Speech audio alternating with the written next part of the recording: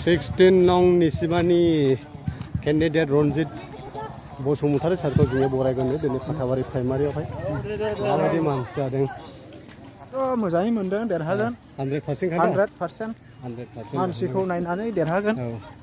जोंनि मानसियानो नै उसिलायनाय दङ ओरैबायदि लोब नै जों बे फाथाबारि प्राइमारिनि लगे माबायदि मानसि दं नायनो हागोन थांनो हागोन ओरैहाय सारखौ बरायनो थाखाय जों लामायाव थाफैजोबबाय आरोना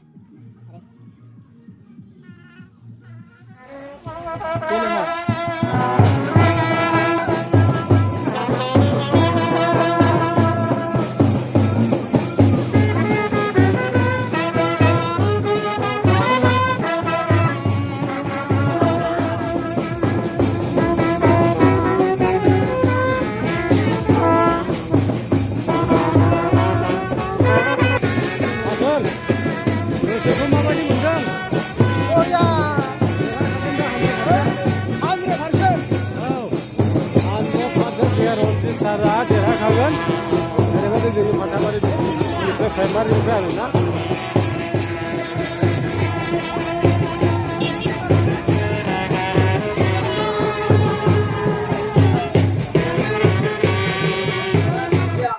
बेनो जोंनि अफिसा आयं माबायदि मोनदों गोसोखौ 100% खादा मोजांखा 100 खा देरहाखायो 100% देरहाखायो कुनु खोथा गैया 100% फुरा देरहागोन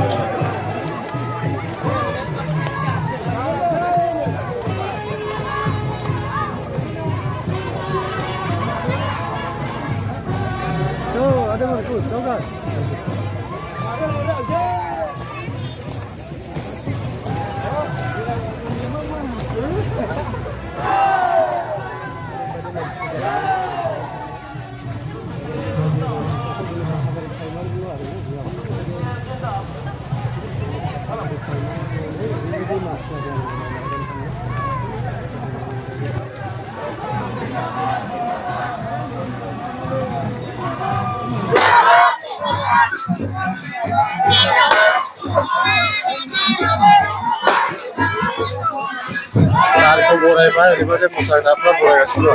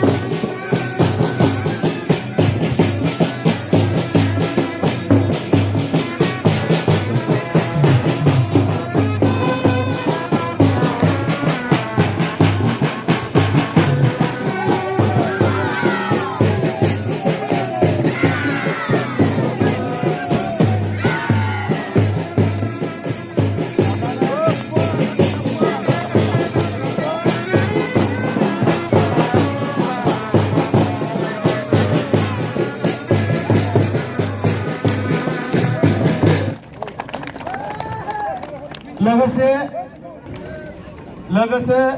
चेयारमेन अफ फाथाबारि बिसिडिसि ए बायनांला नों गोजां बोथोरावबो चेयारमेन अफ फाथाबारि बिसिडिसि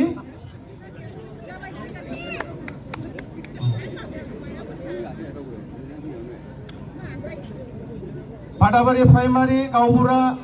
आफाद कच राजबंसि उदयपुर फाथाबारि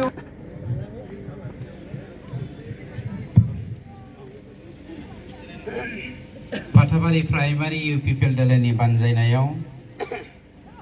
दिनैनि बे बरायनाय हाबाफारिखौ दैदेननाय जोंनि दैदेनगिरि नोंथां बिमल मुसाहारि बिना मुसाहारि सिबिता नार्जारि मिथिंगा मुसाहारि बिनि नार्जारि दन्दा ब्रह्म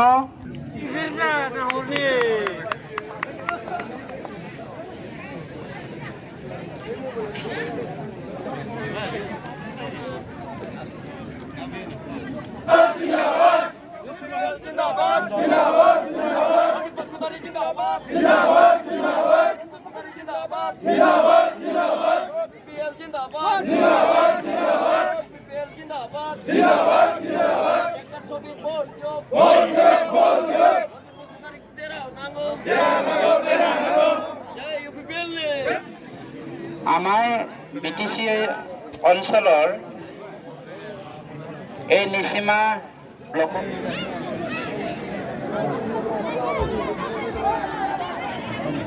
अन्नानै साफ्रोमबो रायजो राजाफ्रा जोंनि बिमा माहारिफोर गैला जों मिस्टि रायना नै मिस्टियानो थोला औ जिरायनांगौ औ नङा रानना होनो नायखादोंमोन नै सोरबोरै गसङा